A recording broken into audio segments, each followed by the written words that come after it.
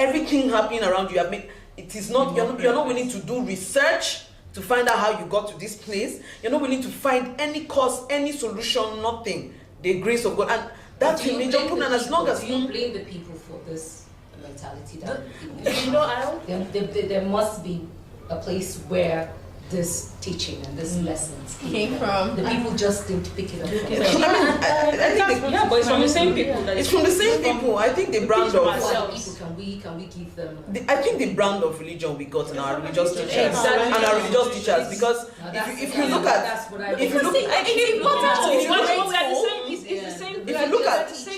I think that these people keep us in a place, in a trance. For example, I'm not saying that Gambia is much better than we are, but there are a high percentage of Muslims there, and it's very different in the practice and the message. Gambia and Nigeria, the same West Africa. You go to another West African or another African country that there's Christianity and they're very practical. Like, okay, what kind of and those ones are giving you reasons, like you say some things and go like, no, don't talk like that. This is not a product of miracles. It's functionality, and they're giving you step by step by step. So I'm not putting it wholly on religion, but I'm saying that the rot in our own society is everywhere. If you're going to go to this side for a reason, it's lacking. If you want to build up institutions, but because people see many things as miracles, many go better, it's just not getting. And it's one of the things that the middle class leans on. That hope. That my case is different. That as long as I can sort myself, I'm bringing it back to tie it into middle class selfishness. My case is different. The grace of God. Gratitude is actually selfishness. It's selfishness. Really, what I'm hearing is it that we need the middle class people to thrive or to champion this revolution? Most likely, because it's the middle class that understand. This is where education is, but our major problem in Nigeria is that the middle class is largely ignorant. And the people that should drive conversation are ignorant. I always say that the thing that is keeping us together is also what is tearing us apart. There's this notion that every Nigerian has. We think it's just the same. Last I go there alright. Last go there alright. It is it is well. It's all good, and everything. And because of that, we tend not to take things too seriously. But slowly and surely, it is getting to that point where it is touching every single person. Every single person is beginning to feel it. So it's gonna. I see it taking a long time. Unless we do something about it. Okay, but it is slowly getting there. I'd like to hear from Afifa. I mean, and I'd like to hear the Togo experience, because Togo is just our neighbor here. And with this person that's been used, how many years has he been in power for now? More than 15. Yeah. Wow. Yeah. And he's running again. This one year. So. I think you all have a good point, and I totally agree with your point, Aisha, when you say the professional, they were like the base of all of this, because if lawyers wake up, doctors wake up, and people like you really need in the society, they don't just say, okay, we are now with 30%. We need more. My business is working, but I need more, and I need also to go in the streets with the poor guy, the poor people. I think it's what makes it work. You were talking about Togo. 2 years ago in Togo, we also have like a kind of revolution, but it didn't work. Because for me, from my point of view, it's really because people, it's the poorest people who are in the streets, people in need, but the people who have something, they don't want to be there because they don't want like the government to see them and to say that, okay, you also a reaction, you're also a revolutionary person. So I think it's very important to have this association. Get onto that point where nobody has anything to lose, because that's what you're saying. So the middle class had something to lose. That's why they didn't get onto the street. So until we all have, you see, they always think they have something to lose, whereas you've lost everything. They don't even realize it. It's false security. It is. Really, because you have one generator at home and you have one gate man, then you think you're better than the person. No, your life isn't more secure than that person who is sleeping on the streets. The fact that there is insecurity means everyone is at risk. So this falsehood that the middle class here feels, no, I am better. I am my business, I don't want to be seen because they'll come after me, is the same story here in Nigeria. we were on TV some days ago, yesterday, right? Some of the phone calls that I got, you know, people were like, oh, you have to be very careful, you have to do this, you know. And I'm like, and what makes you think I'm happy with what income? I need to be careful calls. Yeah. Yes, I'm not. No, I'm like, you think? Yes, I don't like be careful calls. I need more. And it's not because I want more, that's why I'm talking. And silence means You're okay. You're okay. Endorsement of what I am not okay. I am not. So I will talk. So I don't want to also think it's ignorance from the middle class. It's more about just selfishness, you know. Not as if they do not know these problems exist. They would rather just, you know, okay, you know, the way you always say you're selfish, that's why you came out, because you want to be protected. You want to fight for those things that will give you equal rights with, you know, the people in power. So I should think for the other middle class people who just look at you and think you're stupid for coming out, it's more of selfishness. I think selfishness is the root cause, but ignorance is part of it. So ignorance is not that. Only ignorance. I think it's about trust, because it's because you trust yourself that you gather all these women. Yeah. I think we really don't trust ourselves. We don't think that we are capable to do things. Okay, That's a very because we've had a lot of protests in the past and we're just dancing it away. That goes into the ignorance part. So I don't think ignorance is saying is that they don't know about the problem. It's not about ignorance about the problem. People actually don't know what to do. So that's the ignorant. People are ignorant about the fact of the exact thing. So that's why you don't even trust them, because you don't even have the capacity. If you don't know what to do, how do you know you have the capacity? I mean, typical example I said that how many people can state the names of their reps off the top of their head? How many can say the names of their council of their wards off the top of their head? So it's all part of ignorance. So you don't even know what to do. So how do you trust yourself? I have the capacity. When you don't even know where you're going to go, how do you know you have the capacity? I also want to agree with her, but I think that ignorance is part of the problem, but the root cause is that selfishness. Oh yes, yeah. Because if you cared enough, you will know. You will find out. I mean, you will find out. I've come to find out things. I'm like, okay, this is what happens, right? We're getting into this. True. If you care enough. Yeah, I want to ask us a question. Why is it that we were stronger post-colonial era? We had strong movement. We have strong, even women's movement. We had the strongest after, you know, the post-colonial era where, you know, post and pre. Yeah, after independence, before independence, because everybody was together, the women had one voice. But right now, if you rise up to speak, they will say, okay, this is who she is, she's from, this is also part of the region. You know, that togetherness also creates an age. I don't think to understand something. We are still in post-colonial. Post-colonial, we were stronger. We were stronger. But those times you had accepted were not one. No. Exactly. So the riots were fragmented. You know that after the military became a greater state. From that angle, it was more about the region. It was regional, yes. Nigeria were based on the region. Yes. Because we about women, you do that. It was all about region.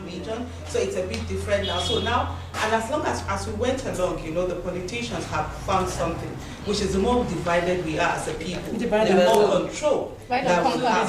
Basically, going back to where she had started from, when she talked about the Togolese experience, where they started their uprising and they couldn't sustain it. It's all about that education, because even while you're doing whatever you're doing, there has to be a strategy. If there's no strategy towards it, in no time you fail. As you're going on, it's not just to, I mean, there are a lot of things that would have caused like revolution. People come out and riot. What do? They start to kill and maim. And unfortunately, they kill and maim the same people who are suffering the same thing as themselves, instead of directing that anger in a more positive way. So when they came out, it wasn't sustainable. The Sudanese, they are able to sustain it because you have professionals, you have people who are educated, who have people who can think and strategize, who can look at the bigger issue. And so that's why the reason when the Bashir stepped down, initially they were happy. When they saw what was happening, they immediately realized. But you see, the ones that are not that educated, they won't be able to. For me, there's something I always like to say to people: is for the education that you have, it's for thousands and millions of others. Because there's so many people who would have loved to be educated, but they are not educated. And so the fact that you are educated, you have a voice. That voice shouldn't belong to Spring, according to him. It's Obama, Barack Obama. Why? So, yeah, that's a good question. Why? So here is this Kenyan, whose father is a Kenyan, born to an American mother, and all of a sudden he's a president of the United States of America. He's a black man. And then the other guy in the Arab world is thinking, hey, I'm here. I can never be anything. Because they have put all those monarchy and whatever. So I will remain. So he was like, can go there and become president. There, world. I know, so that sort of, it was after his, so that sort of like got a lot of people angered. So that smartphone that you see many people holding, it's a tool. Used it a lot. They used it during that. Even right here, a lot of the people you see on the street, you think they don't know anything. That WhatsApp, the messages are going through there. Because right now, it's not like during our own time. During my own time when I was a youth, I would only wait for the government to tell me what they want to tell me at 7 a.m., 9 p.m., and everything is shut down till the next day, 7 a.m. You understand? But right now, they have opportunity to interact with government. They have opportunity to see what is happening all over the world at the same time. As soon as it is happening, you're watching it. And so that's the difference. So when you say, I'm a human being, that's a human being, they have a good life. Why don't I have a good life? But has the Nigerian made any connection with good governance and his government? Not yet. Well, not on a large scale. Yes. Not on. There are some youths that are trying. Coming, of course. They are coming up. There's But some for of them. them, there's a literacy for empowerment, emancipation learning that you need to have. Absolutely. That kind of learning that, we have to change the narrative. Not about, literacy, English, or, any of the but learning the fact that, we need to change our narrative. Well, for Let me, me just ask myself, does anybody know the literacy level of Sudan? I know in Tunisia it was 90-something. Not Tunisia, Turkey, when they had that there up, it was like, do you know that of Sudan? I'm not sure. Because at the end of the day, education is very important. The literacy level of the citizens. and I think that's another thing that is deliberately being attacked in Nigeria. There's no country that takes itself seriously that will attack education the way Nigeria has openly attacked its education system. I remember learning, look, let me talk about my university. I'm not going to mention the name of the university I went to, out of respect yet again. However, my department did not have a single book in the library. And this is a course that, it is what we are doing here, that I studied. So it's a lot of, you need to read, to apply to. And I was like, from 100 to 400 level, we didn't have books. So you can imagine the kind of graduates that are going to be churned out. And I always tell people that when I finished mass communication from my university, I now had to go to the University of Google and study. Yes, that's the thing that has saved me now. I had to go to the University of Google and study the rest. Because I remember when I was excited, when I went to study mass comm, I wanted to be like Christian Amanpour. It's like, this woman, Simi, I'm coming. Nobody could tell me that. When I was young, I was very nobody could tell me to be any different. Then I entered and they were teaching me talking drum. I was like, no, you cannot be serious here. What's that? Where is the mass comm that will show them? But apart from that, let's address sincerity of purpose. Sorry, let me answer your question. Education in Sudan is not free and or compulsory for children aged 6 to 13. It's not free. But the literacy rate is 70.2%. That's the total population. Males 79%, females 60%. Which is much higher than. What year is that? What year? Oh, okay, let me check for you. Whichever year is much higher as when we were in that year and when we were now. Because now, as of 2018, they had a total of 65.8. Sorry, 2008, not 28. And in 2008, we did not even have that. Their literacy rate as of 2008 was 65.8. Meanwhile, I want to ask a question about maintaining a struggle for this long. Thank God BBOG people are here. 5 years is not an easy time. 5 years of being called today, the opposition or the people in power that year will call you partisan. Tomorrow they will lean on you. The next day when they are not in the mood, prostitute. Next minute you are upset. Next minute they didn't give you money, that's why, all of that. But still to be able to sustain. That is the only movement I have to refer to. I don't know if people have another one. And so that is the issue. Can we answer question on sustaining? One of the things I took away from BBOG, I remember back then at the beginning, and we insulted it a lot. Let me speak for myself. I did. Because I wonder, people went there, and one of the issues they had with OBS Ekwesili was that one time they went there, and she said, where are the original people? Like people were coming and just acting like we're all part of, and she was insistent on the original family that started this thing. Carrying on, like, let us identify. At the beginning then, we did not know. But as we go on and I see different movements, I start to understand that if your original nucleus or whatever, the people who share your ideas are not there, that's me, Sha. The rest of you can answer how you are not there to sustain. These things can get saturated, and it happens a lot in Nigeria. Saturated, polluted, and turned into a joke. So can we look at longevity? Because this thing, we think it is a sprint. It's not. It's a marathon. So can we discuss longevity of movements and how we are not able to sustain? Has anybody considered from that angle? Yeah, I think for me it's about the leadership. Who is leading the movement? It's very, very, very key. For the Arab Spring, you saw the man, it's because he saw the impact of, the economic impact in him, and he had to do what he did, committed suicide. And people felt, he should do that. Burnt himself. Yeah, he was the one that initiated the whole movement. I think the leadership is also very important. Who is leading the team? And also the character, who is the leader? It's easier because OPS is not from the north. And they saw something, okay, this must be something she's really passionate about. She's not a northerner, and she's all, she's your business. If I may add to that, you talk, who mentioned sincerity of purpose? She mentioned. That's number one. Sincerity of purpose. I didn't join BBOG until 7th of May. You joined from the very first day that the protest started. Yes. When the girls were taken, I was still in Nigeria, but I traveled out with my sister for her graduation. So while we were in London, I was like, I saw pictures, I saw pictures, but I knew that as soon as because I've been looking for something to be a part of. I always say, my parents always say I'm a rebel with no cause, so I was just always looking for, my energy was just always looking for something, most especially political. So BBOG gave me that platform. So when I joined, they had already gone far with certain things. But one thing I realized for me that I would say is the reason behind the success of BBOG. Somebody talked about strategic team. Strategic team. You have a strategy. There is a strategy that was born from day one.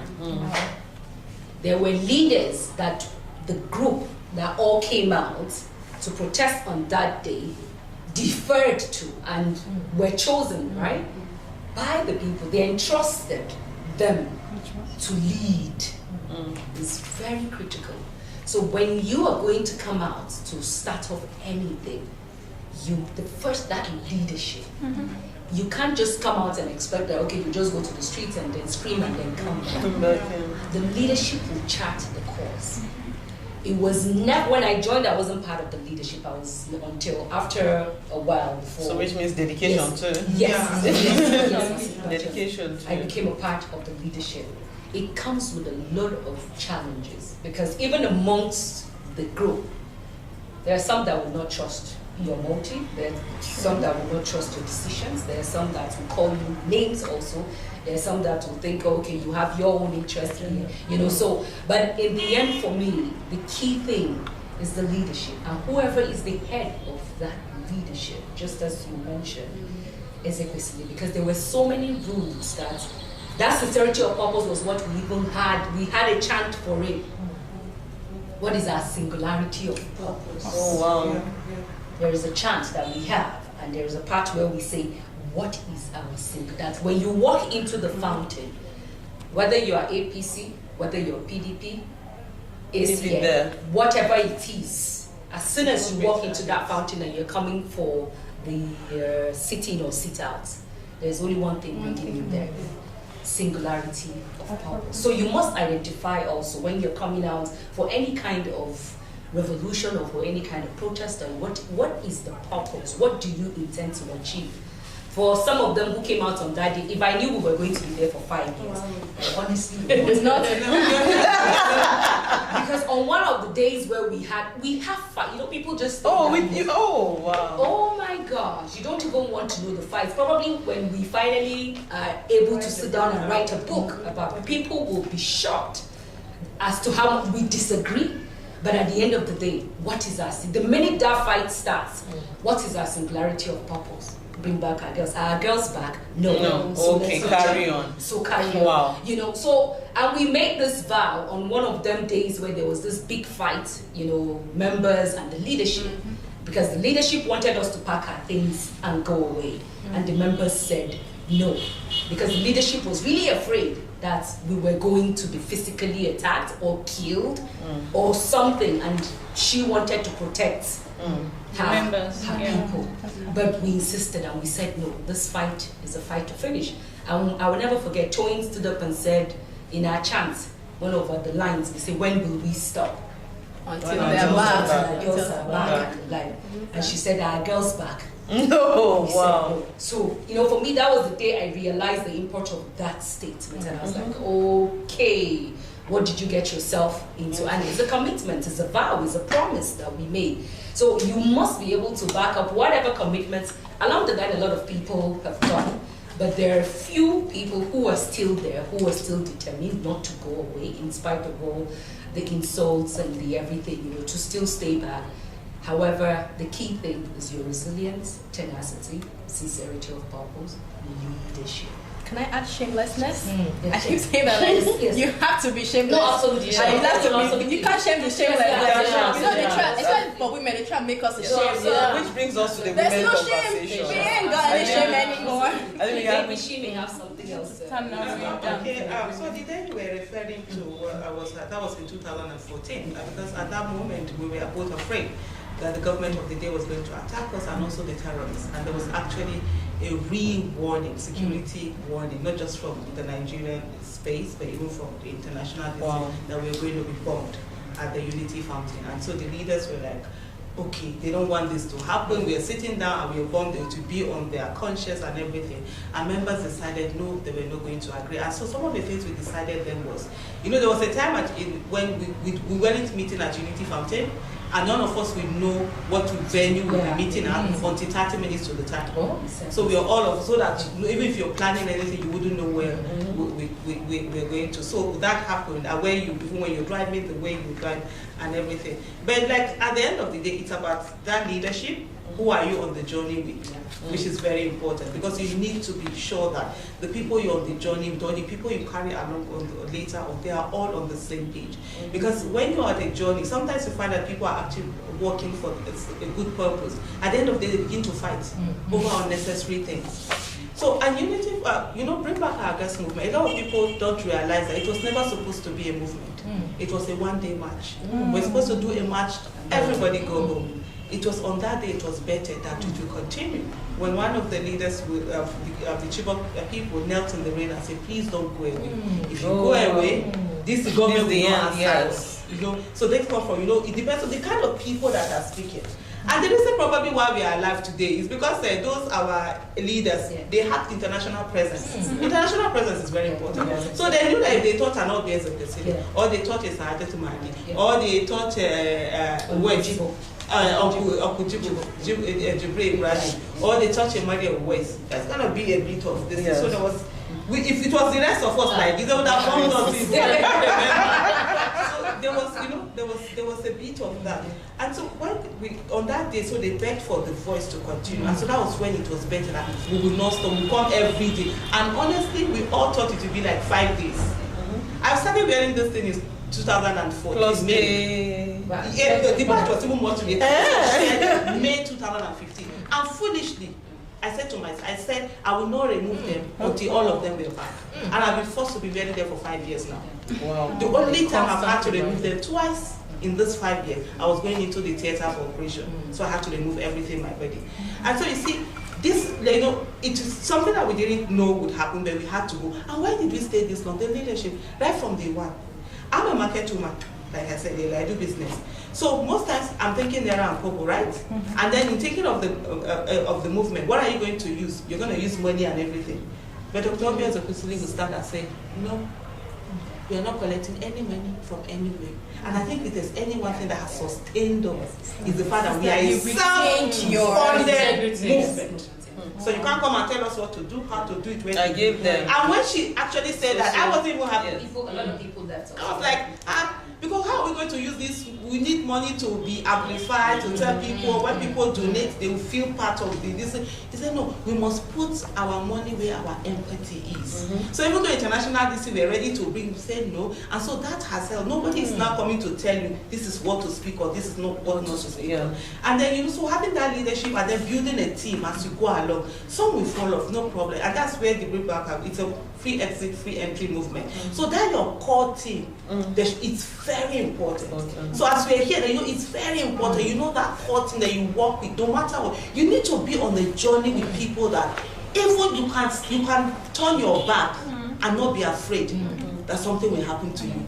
And sometimes along the line, you didn't start with those people, you all met together, but people will just weed off themselves. Those who are that sincerity of purpose, we keep going. But because of the system you have put in place, those people will not be able to destroy you. No, they won't be able to, yes. Generated core values. We have core values. We have which, when we go out even in those days for protest, if we want to misbehave, somebody will just scream core values. And those core values, some people left because of the core values. But then it did not cripple them. No. I think that system is like one of the most important things for sustaining anything. Even for Nigeria to become whatever. I remember I was speaking at an event last week. I think we went to Douglas's third memorial lecture, and I was trying to point out that look, system is the thing. Like we cannot expect that. Oh, I like Aisha Yesufu so much, such a brilliant person. Let her come and rule Nigeria. She'll change everything.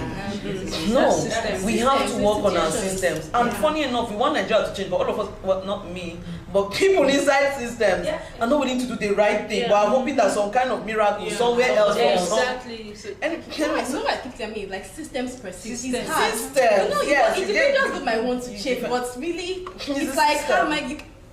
I don't think it's an excuse, but I can understand why one person, I can't fight against this whole institution by myself, and they will just sit. Even though what we now ought to do is reach out to, which is what we're doing here, the critical mass. If you don't get that critical mass, but one person will say, and this they want to do it, but like I can't go against this. What you ought to do is reach out to others. There are people where they're all in silos. Like she said, we've been ranting since university days.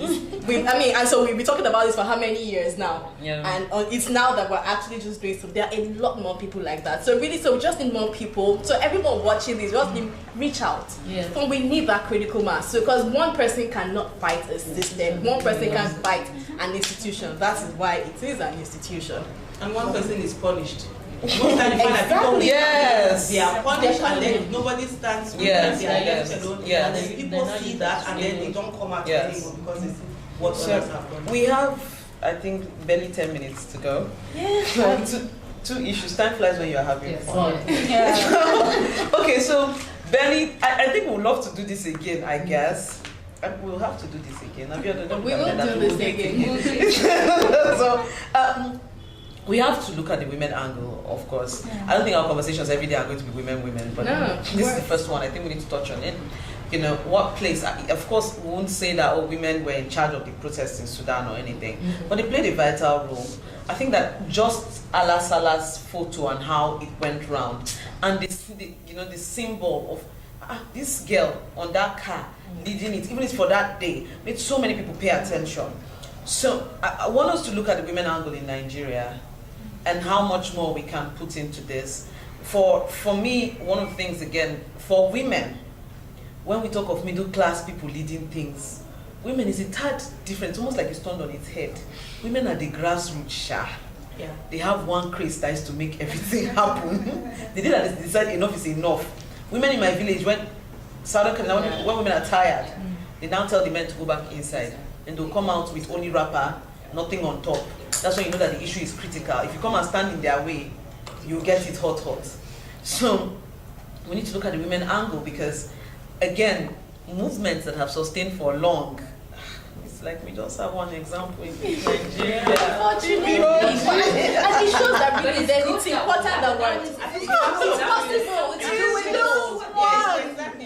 Every time. It's just one, but it's hopeful. It gives me hope. At least there's that one. I would just want to point out when you talked about the fact that in Nigeria, when it comes to women, it seems as if it's the women at the grassroots. You know why? Because most times women at the grassroots are the ones who are more financially independent. Yes. they are more financially independent. It might look like different, but they are the ones. Paradox. Okay, they are the grassroots because they are the ones who. Most times, they say there are more women entrepreneurs in Africa, especially in Nigeria. Because the men don't do the dirty jobs. They look at entrepreneurship as a dirty job. So it is the women that are the farmers, the ones selling ugu, the ones frying akara. You see, I said to a lot of women, you see the woman frying akara, you look at her, she's more financially independent, and you see a lot of women that are riding the latest 2019 model of car. Because that one has all the beautiful things, but she doesn't have the financial power.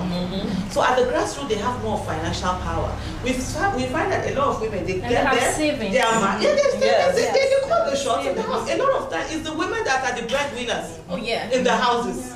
So it's a bit different when you come to that middle age. So you find out that most of these men, they can't talk because their husbands, if you talk, they will either collect the car from you. I'm not saying there are women who are working and all no, they are, but I don't think the numbers are not. The numbers, if you look it's at an illusion.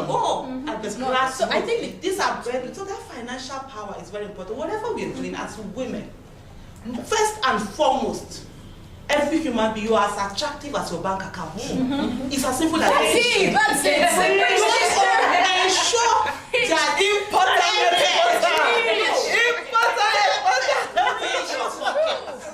then you cannot talk.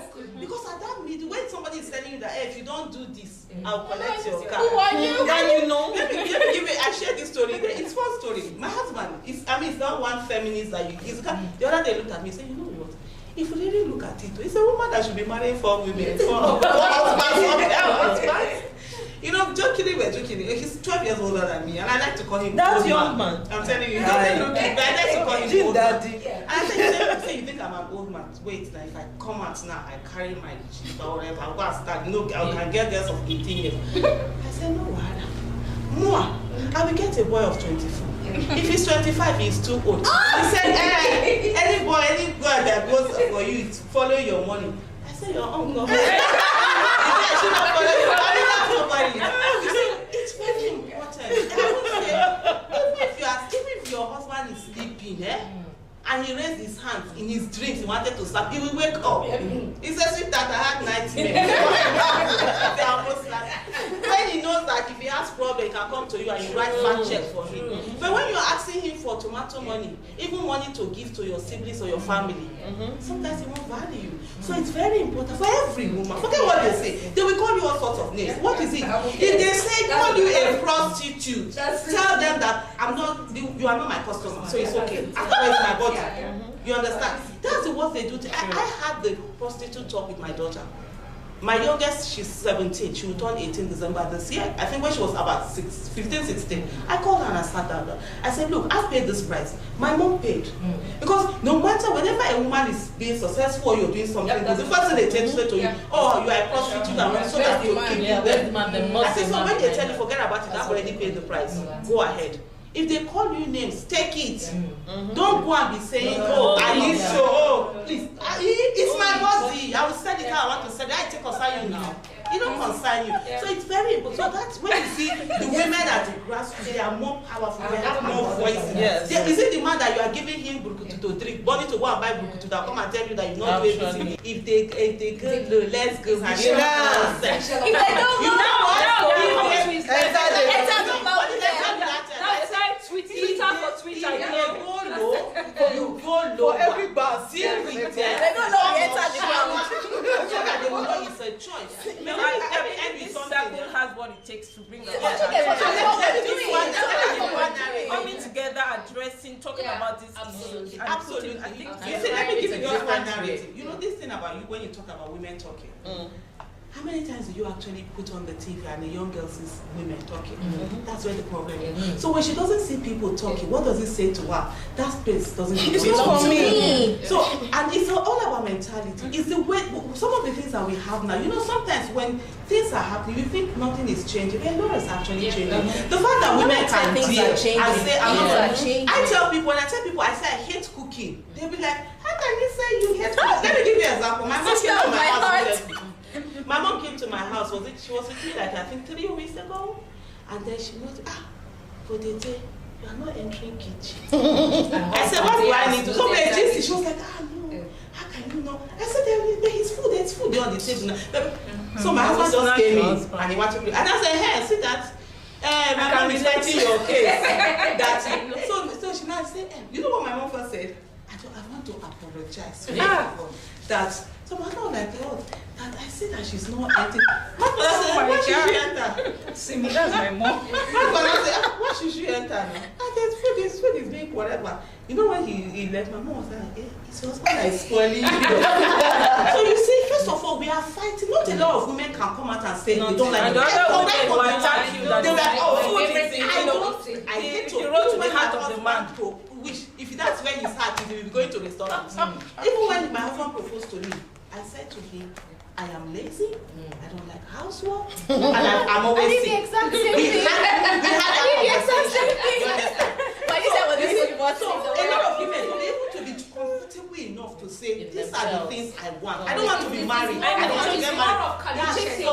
It's a thing of conditioning. Yes, it's not conditioning. So let me so what my daughter's story, before we leave, I want to share my daughter. Because I love the diverse so my daughter here. You know. My daughter, they were going to do prefectship in her school.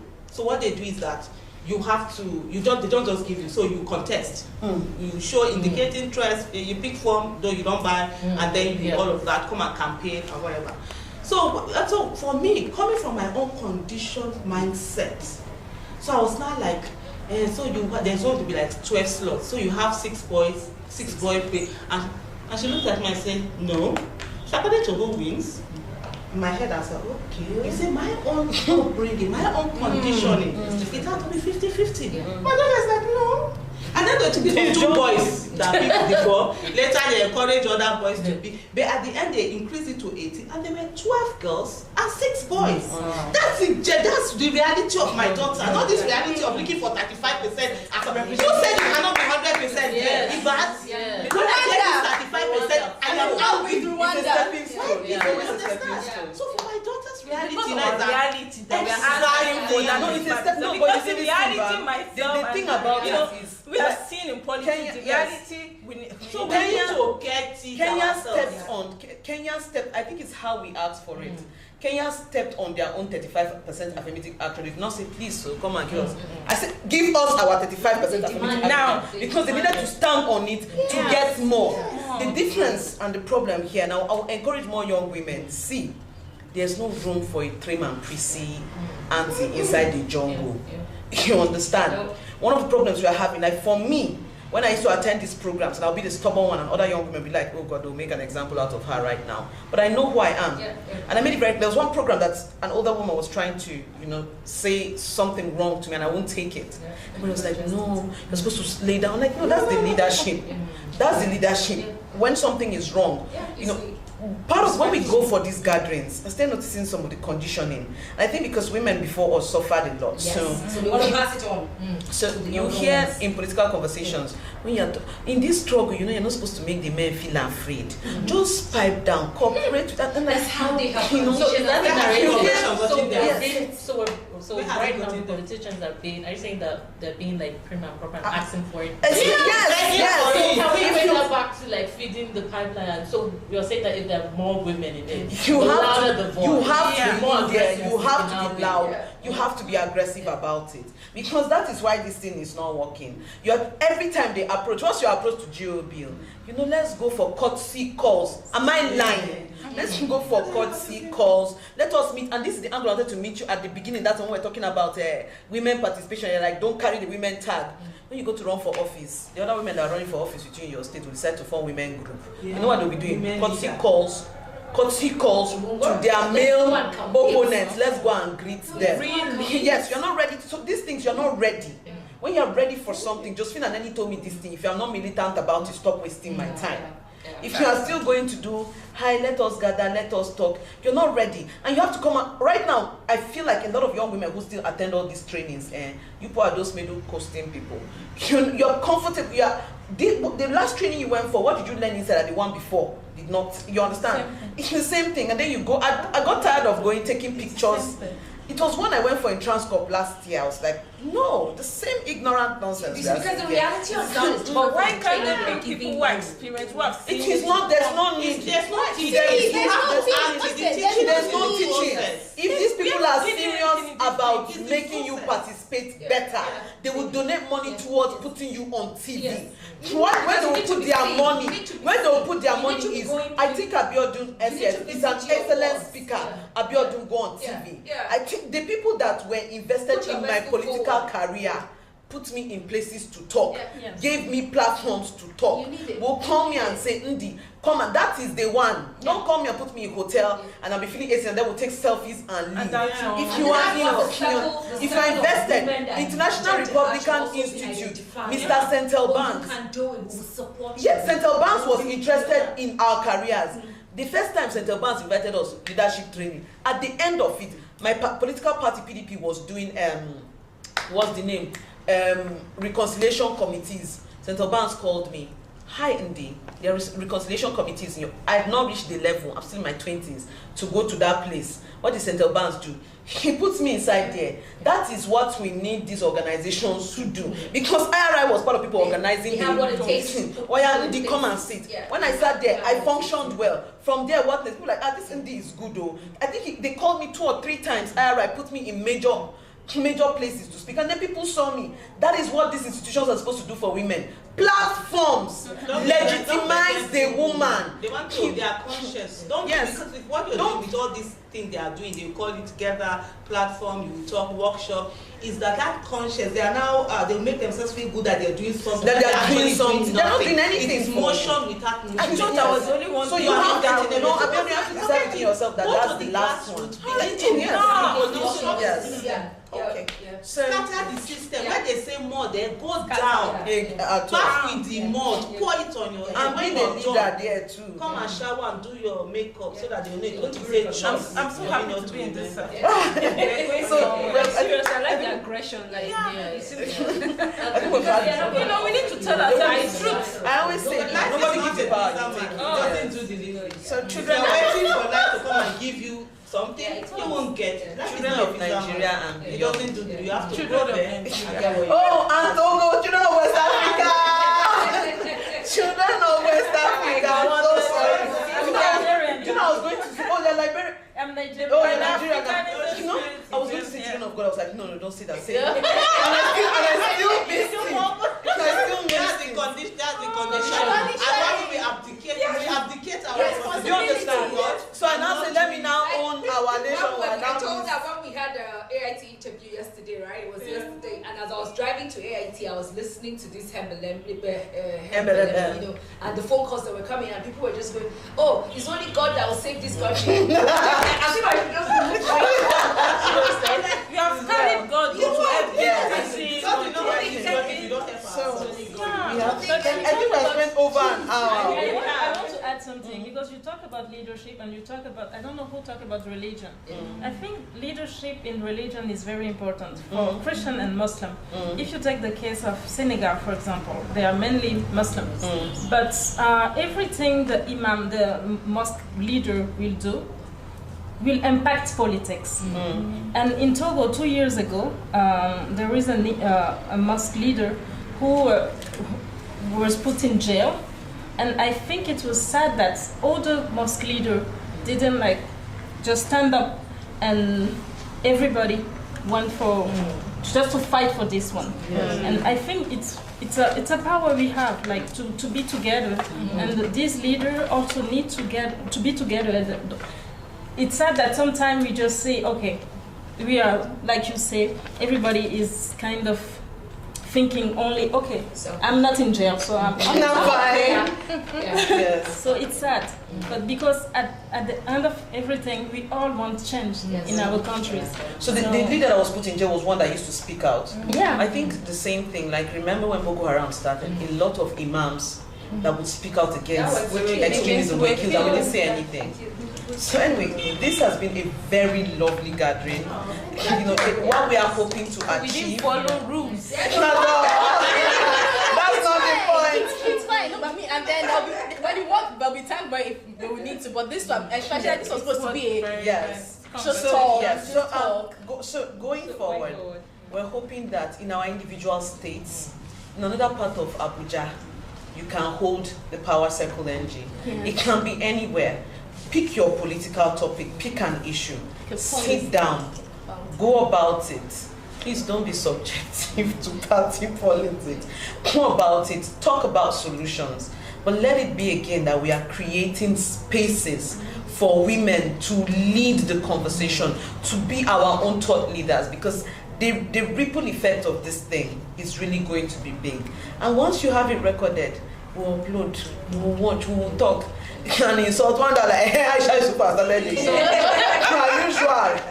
Just come, sis. That's what they want. They want you to do. Stop, but we'll not go. Like they said for more Yeah, we're here so to we use it stay. very